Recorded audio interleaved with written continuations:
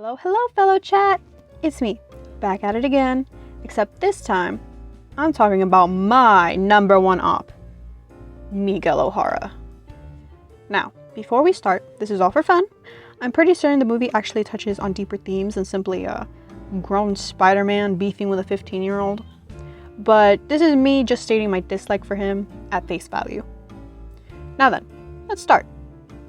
Number 1, he sucks. Sorry, no, onto the actual first point. Number 1, he keeps putting the blame on the wrong people. For example, Gwen or Miles. In the first introduction of his character, what's one of the first things he does?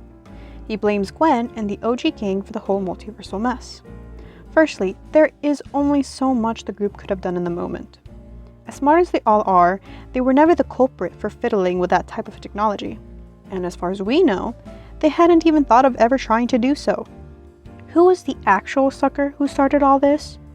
Kingpin, Mr. Extra Big Back, that's who.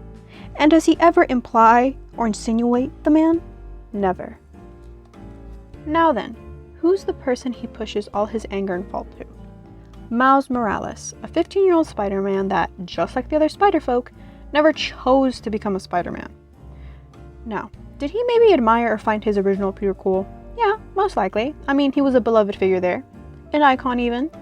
In the end, however, all he wanted to do was figure himself and his school out. Again, let me put into perspective what he's been doing. He's putting multiversal fault onto a 15-year-old Spider-Man that barely found out his father, as stated by the other people who were supposed to be like him, that he had to die. And Miguel never even said it like it was. The Spiders believe that his father must die to preserve canon. All he ever did was give a little nod.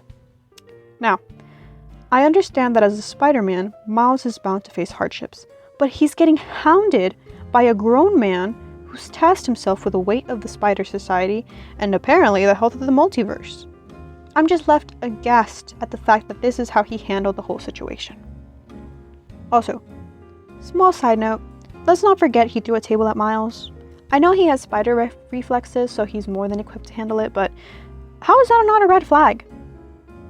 Anger issues much? On a similar point, you're telling me Miguel O'Hara had no good backup plan.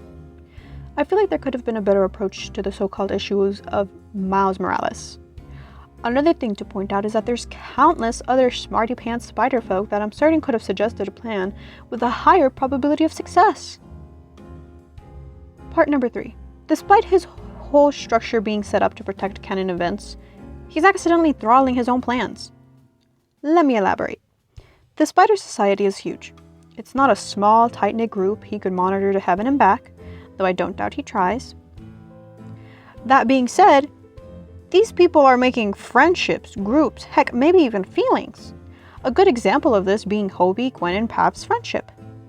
As a result, it's not unfathomable that one of them dies during a mission to protect a friend or even desire to marry someone from a different universe.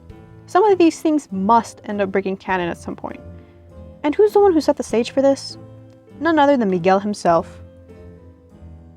Extra very important note, whose canon event does he end up accidentally affecting? Gwen's. Her dad didn't die, and by canon's rules he kinda isn't going to since he stepped down from being chief officer. Not to mention, Prowler Miles? Now, as far as I know, it isn't confirmed, but in one of the scenes it is implied that Prowler Miles was probably going to be the Spider-Man of his world. But of course, that didn't happen. I mean, did we not see the state of his city was in? And I'm not sure it's solely because his dad died. But again, despite that, his universe is still up. Point number 4. A lesser but still slightly worthy to mention thought. Isn't it kind of questionable to replace a version of yourself who died in another world? I mean, giving the daughter a father figure is sweet, but also a little odd. At the very least, I hope he gave the other Miguel some sort of burial. Though I can't help but mention that under the right circumstances, the whole general concept could also be kinda horror movie-esque. But I digress. Point number 5. I won't dismiss the fact that the Spot basically does the same thing as Miguel does, which is putting most of the blame on the wrong person. But the biggest reason I feel so bothered by Miguel is because he put himself in a position of power. The leader, basically. He situated himself into a spot where others are depending on him, where most of the bigger shots are called by him, in a role that is there for the greater good. The way he goes about it is just messy, horrible. Like I stated previously, there's so many smart people within society with different approaches that could have gone better. But of course he went about it his way.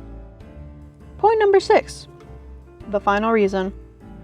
The whole topic of canon and whatnot kind of feels vague. Because, I mean, we have the general rules. Spider-Man gets bitten, a certain person who fits a general category in their story must die, etc. But that's another reason why I'm so upset with Miguel's demeanor towards Miles. Despite being called an anomaly, his story fits the overall Spider-Man archetype. He has no reason to be calling Miles a mistake. Not to mention bringing up his Peter's death, something the kid witnessed in person. It's insane! Brother in Christ! You're giving more drama to the kid. Like, not to mention, he's also maybe a little bit wasteful of food. That empanada Miles tried to gift Miguel, yeah, right on the floor.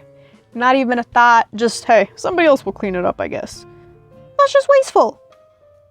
Point being, I do not like Miguel O'Hara. I don't. Whenever I see him on screen, I promise you, I am always gonna be tweaking. I don't like his demeanor. Like, I get being a drama kid.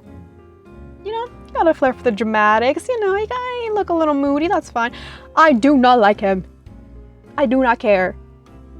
Whenever I see him on screen, I start tweaking and I hate his demeanor and I, like, brother in Christ, what are you doing? And then he goes on about canon this and canon that and the fate of the multiverse. You're not even putting the blame on the right person.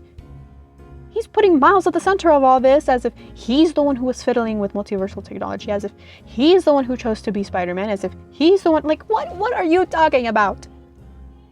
Anyways, sorry. Anyways, I need a break from Miguel. Like always. Thanks for listening to my devolving rant. Remember to drink water or stretch.